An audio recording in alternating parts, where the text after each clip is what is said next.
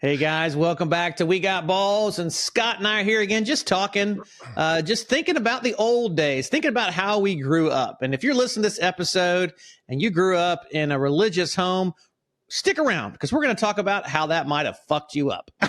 Because we both grew up in environments where there was a lot of religion, and it was painted in some ways as being this secret sauce for how all of your problems would be solved if you simply stuck to the program. And unfortunately, as I just demonstrated, I did not stick to the program because I like to drop 4-letter words on a podcast. And I'm very glad you didn't. So that's where we are today, guys. We're going to be talking about rigidity. We're going to be talking about what does it feel like to be raised in an environment where your voice is not heard because you have to follow the rules.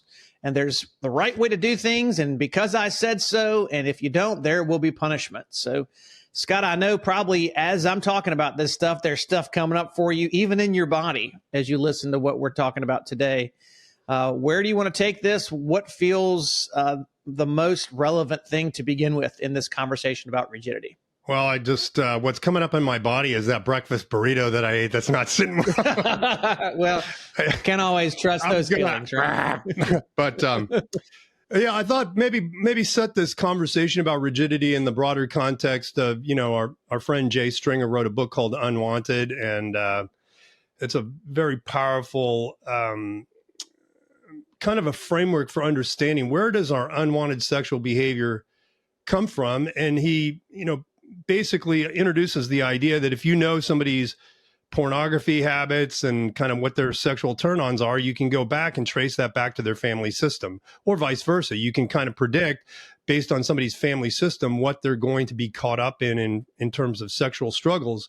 And that was a really eye-opening set of research, that he based his book Unwanted in the course that we lead, or we've led off of those really key findings there. And so the family systems that create a lot of sexual struggles are rigid, disengaged, and enmeshing. And we talked about enmeshing in our last episode and the mommy issues. I don't know if we've talked about disengaged or not, but we're going to talk about. Oh, we're getting there, brother. I promise you, it's on the docket. It's on the docket. But we're going to talk about rigidity today. So, what is rigidity? It's basically a home where there's lots of rules and regulations, and there's not a lot of relational connection and warmth. And so, when I think about this, kind of my family system is both a combination of rigidity and disengagement at times. And the rigidity was really driven by my father in a lot of cases because he ruled the roost. So I grew up in the 60s and 70s. My dad is the typical, kind of Don Draper and Mad Men, the business executive who did what he wanted, and he ruled at home with an iron fist at times if we didn't do what he wanted. And so now this has triggered a story. I was mowing the backyard in Kansas City when I was 14, and I couldn't get the lawnmower to shut off. And so I went and reached to the spark plug and tried to pull the spark plug cover off, and it shocked me.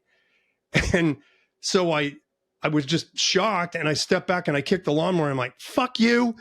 And my dad hears from inside and comes out and goes, what did you say? You're never going to say those things in my house, and blah, blah, blah, blah, blah. And, there was just, in that moment, there was no, hey, what's going on, buddy? Like, there was no concern for my safety or what might have happened that may have done that. It was just, here's the rules, and I don't give a shit what you've done, what you've experienced. This is how we're going to operate in this family. That's rigidity. Yes. And for me, it was kind of the opposite. My mom was a very anxious woman, and she was the one who was home. My dad was a workaholic and was always gone. He was in the ministry at the time. And so when he would come up, he was the fun guy. He was the guy who would have all the fun and play. And maybe he'd be a disciplinarian when my mom made him. But after they divorced, when I was 9, it was even doubly on her. So in her mind, she didn't have time to say anything more than once. And if she said it once and you didn't do it, hop to it, there was punishment to be had. And there was a lot of spanking. And this is a gray area for us guys. There's some research done on discipline that shows how unhealthy it can be. And so we, coming from the backgrounds that we came from, we're kind of in a neutral position. We see some benefits and we see some downsides from trauma. So we're not going to go there in this episode. But for me, I can tell you there were some times when I got punished and I got spanked, and it really, that weight of rigidity fell down on me and made me move into a place of shame. What was good about me, because I couldn't do anything right. I couldn't do the chores right. I couldn't do the homework right. I couldn't show up and be there for her as, you know, her quasi husband, even though she wasn't calling me that, but I was the man of the house in a sense. And so I had to do these responsibilities. And when I didn't do them, then that definitely, you know, moved over into more punishment. And so there was a lot of this experience in my body, in my childhood, of getting things right. And that's just the home life. On top of that, Scott, I went to church and I went to church for a long time. I'm what you call a cradle Christian. If you've never heard that. Did you go on Wednesday nights? Brother, let me tell you, I went on Sunday mornings and I went on Sunday nights, and I had Bible study on Monday nights, and I went to leadership group on Tuesday nights, and then I went on Wednesday nights, and then we had fellowship on Friday nights, and we do retreats. So basically I lived at a church. You got Bible tattooed on your ass is what you're saying. Thank God, no. So, but no, I've definitely got it tattooed on my soul. I've got that rigidity of church. And I can't tell you how many people I've talked to, and in my own experience, both the combination of insecure parenting and a very moralistic religious experience has harmed kids, because I would hear things in a sermon that I would take personally, like there's something wrong with me. And a lot of times I didn't have a context of how to put that in. You know, if you disobey your parents, you're going to hell. Okay. I'm 11 years old. Is that true? Is that not true? I've yelled at my mother that week. So how does that land in my body in a way that I can process it? So, you know, there's so much in this that really makes me curious, because even as I'm unpacking it, and from the dynamics of spiritual abuse to the dynamics of moralism to the dynamics of a disengaged parent, all those things are in the stew, in the gumbo, as we say on the Gulf Coast. And I don't know what to make sense of it. Yeah. And I think a lot of it goes back to even how children were raised in the 30s, 40s, and 50s. You know, that old saying, children should be seen and not heard, is right. The motto of the rigid family. And so the parents rule the roost. Your desires don't matter. Your needs are going to be met in a basic kind of way, but your emotional needs, what do you mean emotional needs? You don't have any emotional needs. Right. You don't express your emotions other than happy. That's it. Yes. Happy is allowed. Happy is commanded by God. But you're not going to be angry with us. You're not going to be angry. You're not going to be sad. You're not going to be moping. You're not going to be shameful.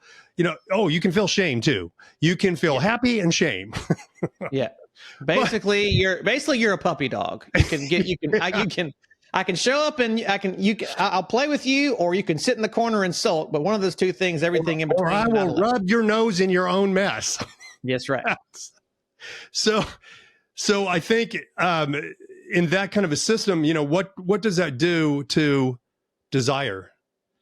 So if you go back to, we all come into this world looking for somebody looking for us, and what we're looking for is that sense of being delighted in, being seen, feeling safe, being soothed, you know, so that we have this sense of, I'm the apple of somebody's eye. And when you grow up in a very rigid family system, you have rigid religional, you know, dynamics at play there. You don't feel delighted in. You feel like you've got a duty, right? And everything is about duty. Everything is about, I've just got to do this, and I've got to do that, and I've got chores, and I've got a chore chart, and I've got to check all these things off. And what does that do to us in terms of how we develop? We develop a lot of perfectionism. Yeah, a lot of performance. Well, let's go back even younger than that, even earlier than that. And you mentioned desire. You know, what does that do to us when it comes to understanding who we are and what our role is in life? Well, I think it trains you to be a robot, right? Yeah. You are just to kind of take these inputs that we give you and spit out the right results. And so it kind of causes a fracturing of the personality so that you develop this good boy self, and then your desires go underground and they're going to come out sideways because you've never been taught how to steward your desire well. You've never been taught to honor your desire with containment. You've just been taught to suppress your desire.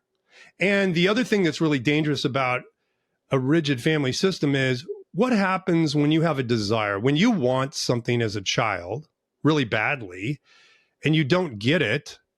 What do? What happens in your body? You feel emotion. Yeah. But what do you Angry. do with that? I can't feel emotion. I'm supposed to be a puppy dog. I'm supposed to be happy or ashamed.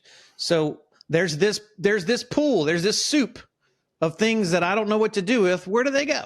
Yeah. And so if you've got a really rigid parenting system, you're not allowed to have any emotions about your desires being stuffed down. You just have to follow and swallow and follow, I would say. Okay. And so that it's not only the shaming and the suppression of desires that becomes a problem, it's the shaming and the suppression of developmentally normal emotional responses to that really create this system of, I'm going underground with what I want. So, and you use the word suppress, you use the word underground, you use the word not dealing with emotion. So what are we talking about? What is it that is the dynamic that is created in rigidity that makes it especially conducive for people to struggle with sexual compulsive behavior? Well, it allows me to present kind of this false self to my parents and my religious system, while inside I can maintain what my authenticity is. So we've talked about this dynamic. We all exist on the spectrum between wanting attachment, wanting to belong, wanting to be seen, soothed, secure, safe, and wanting to have my own individuated desires and longings fulfilled, and to have my emotions about all of that. So a child is always going to make a choice in favor of attachment over their authentic desires and emotions because they can't exist on their own. An 8-year-old boy can't go out and survive in the wild, right? So what I'm going to do is then I'm going to become two people. I'm going to fracture at that point, and I'm going to become the person that my parents want me to be when I'm being seen by them, which is who feels it feels like that I'm attaching there. I'm staying connected to the family. I'm playing the game of rigidity on the outside. And that's the mask. That's the facade that I wear. But on the inside, I'm going to be the wild man that I want to be, right? Because my desires have never been seen. They've never been honored, and I've never been taught to steward them.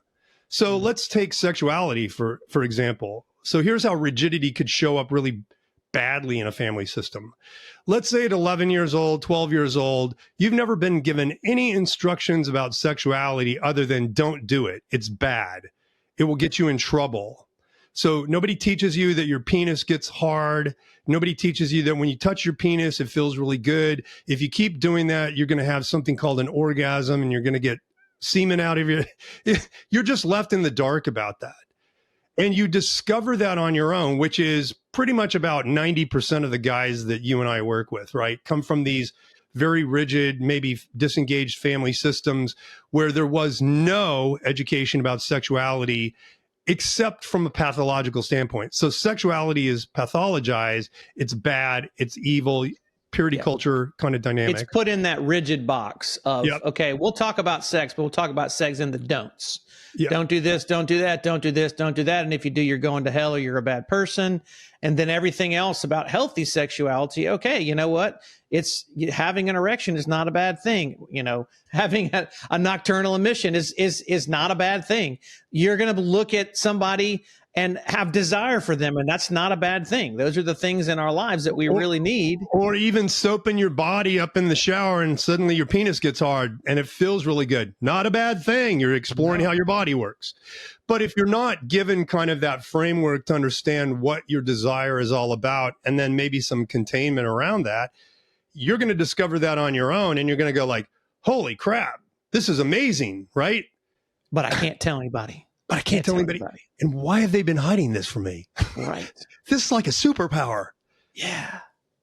And so you're going to go to that in a very secretive way because it feels so overwhelmingly good. And what is all that downward pressure on your desires and your emotions do? Does that feel good, or does that feel really unpleasant in the body? I mean, for me, it just felt like a weight that I had to bear by myself. And it kind of increased my own shame, because these are the things that I was told, don't do, don't do, don't do. And yet in doing them, I feel alive. I love this line from Breaking Bad, right? If you've ever watched the TV show Breaking Bad, is that through the whole series, he talks about how he's doing this for his family. He's doing all these horrible things that he knows are wrong. He's doing this for his family. And in the very last episode, spoiler alert, he said, I did it for me. I did it because it made me feel alive. And that is kind of the story. Like when he said that, I was like, yes, somebody said it out loud. That's the story of my double life, my secret life in a sexual struggle, is because nobody invited me to a safe place to talk about all these things around sexuality and relationships and intimacy and my body and all those things that I really wanted to know and experience. Nobody invited that when I was growing up, or even when I was a young adult. Yeah. So, wow.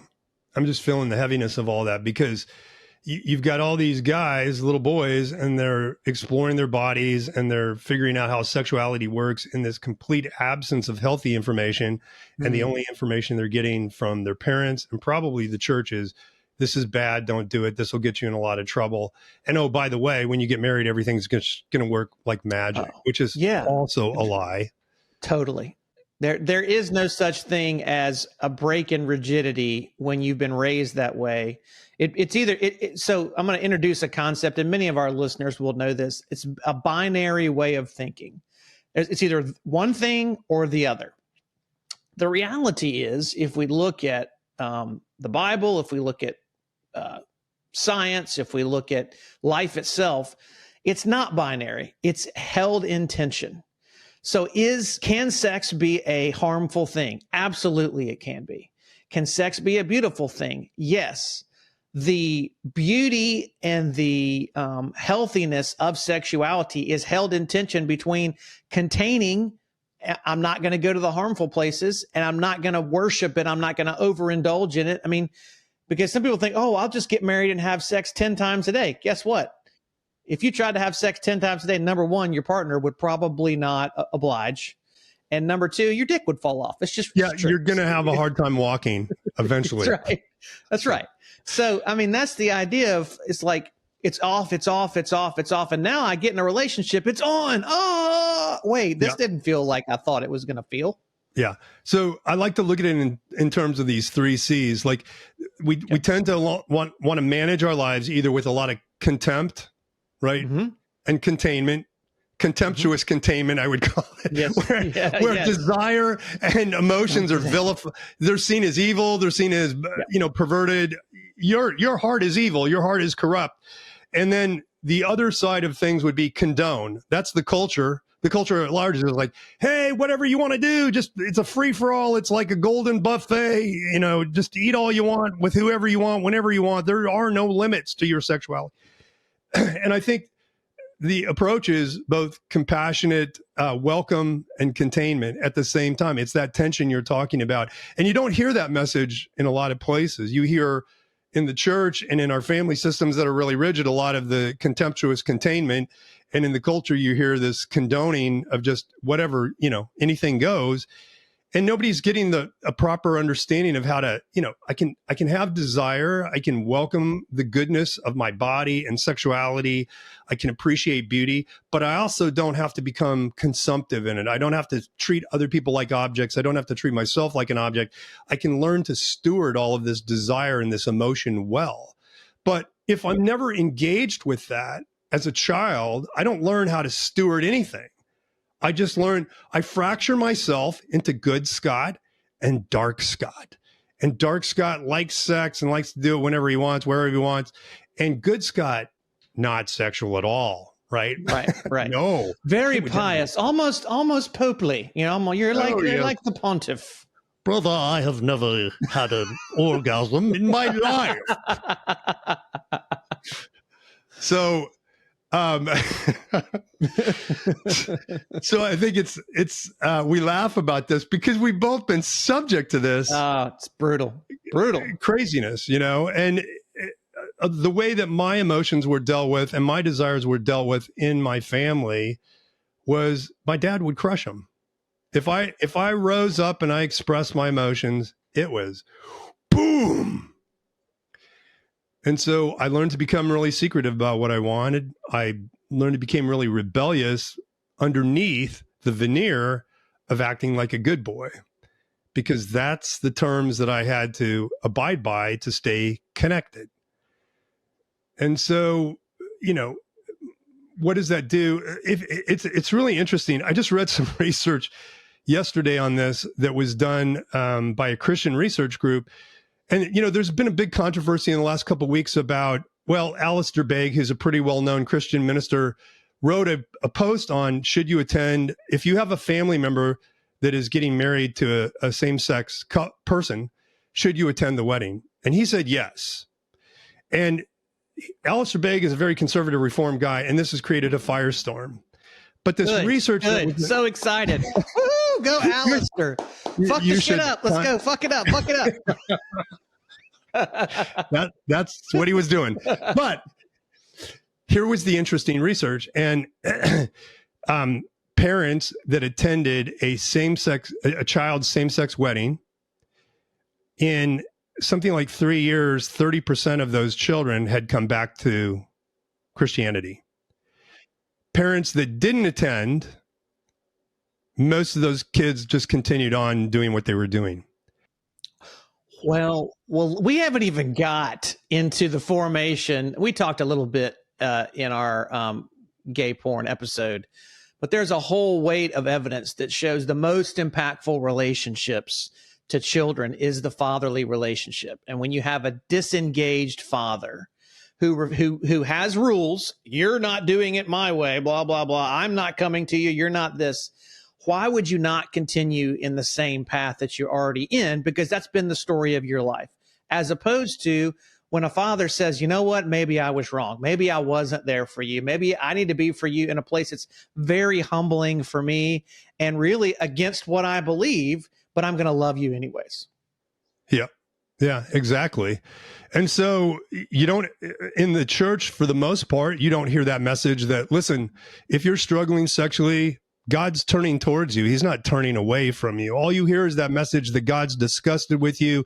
He's going to throw you into the lake of fire. He's turning away from you.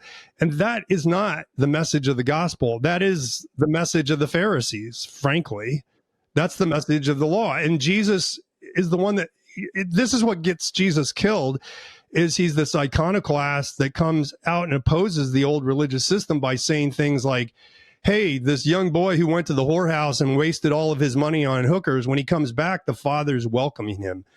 And that's in Luke 15. That's called the prodigal son, but it's really about the good father. That's even better. He's not just welcoming him. He's looking for him. He's running toward him. He's running to him before the boy is even coming home with the right motives. He's celebrating him. And I think what we're talking about here, the antithesis of rigidity is a containment that is safe, a containment that is compassionate and curious, and also that is not spiritually abusive. And when I say spiritually abusive, let me give you a 30-second description of what that is. It's any individual or system that uses fear and shame to control the desires of the people in that group.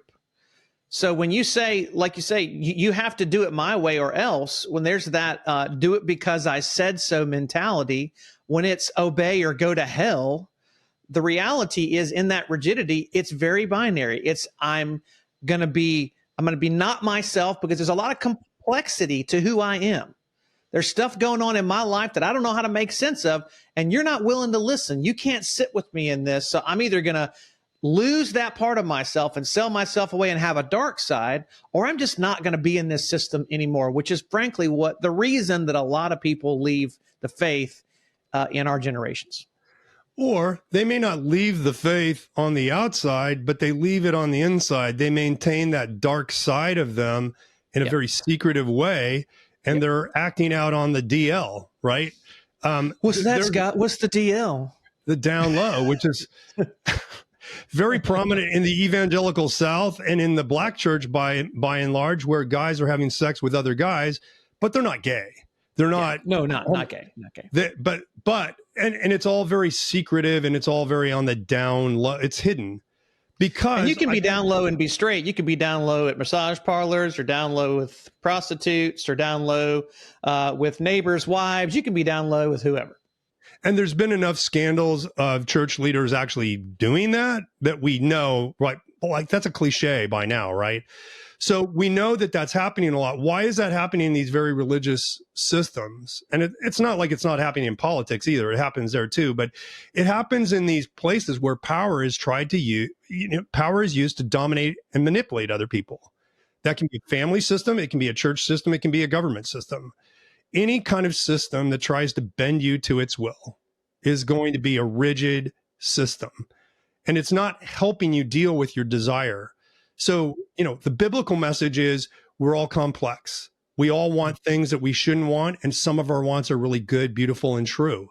We need to learn to separate the good from the wheat from the chaff, so to speak. Well, let me tweak that a little bit. We need to love the broken and the beautiful.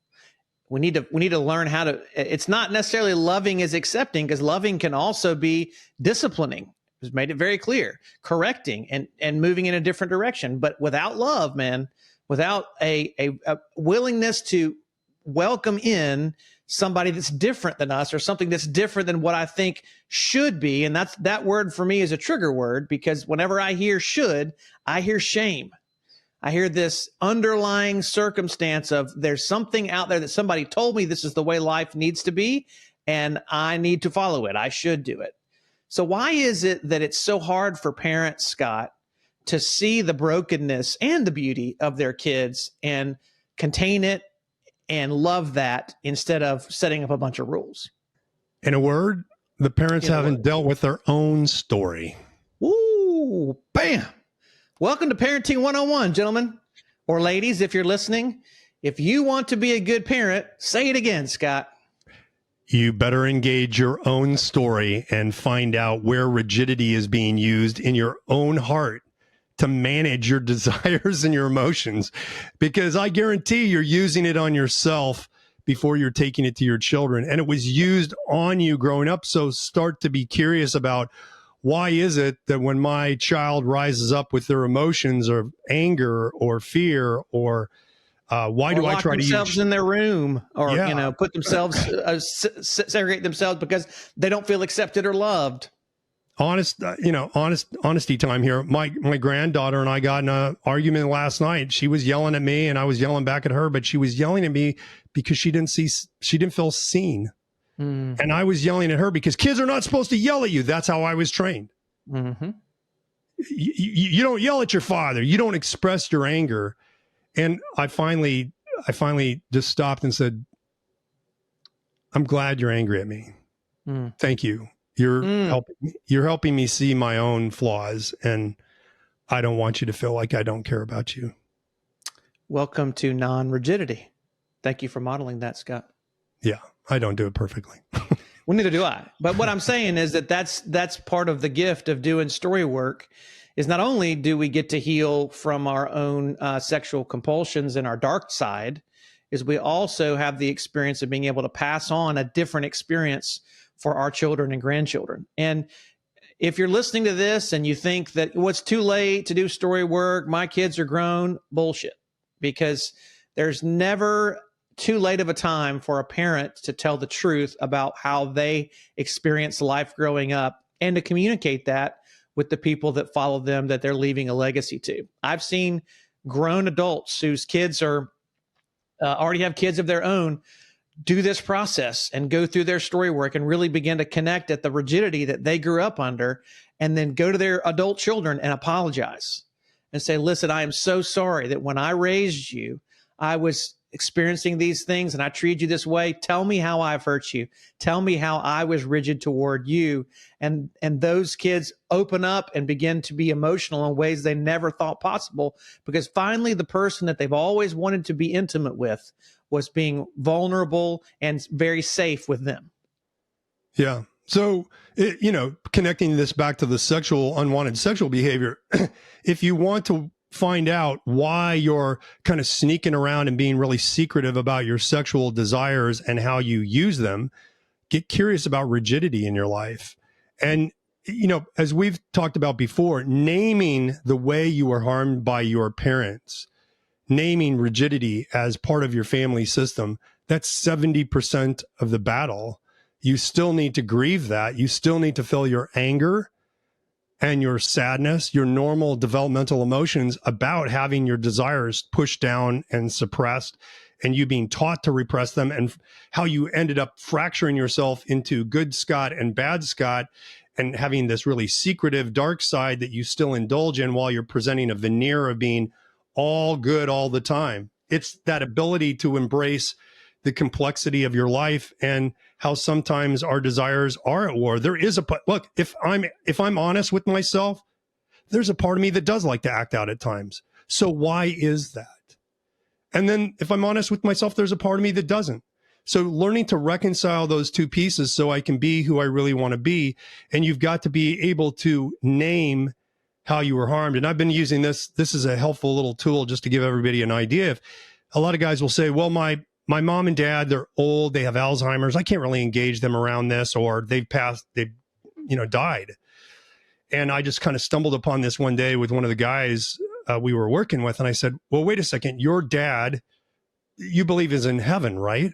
And he said, yeah. And I said, well, I can assure you that your dad in the presence of heaven has no shame, and he has no reservations whatsoever about you naming the way that he harmed you with his rigidity. In fact, he's cheering you on to just name how you were harmed. Could you write a letter from your dad to you? Use your creativity, your imagination, and do the repair that he would do if he were here today. Because I guarantee you, he would say, son, I really harmed you, and here's how, and I'm deeply grieved, and I hope you can forgive me. And man, when guys will do that, it is a life-changing experience in the presence of others, where they can be witnessed engaging with their father in this imaginary conversation where the repair is actually made. So it's never too late for you to repair with your parents, and it's never too late for you to repair with your children. And doing your own work is the requirement. You've got to be able to engage your story. So here we go, guys. Do the work.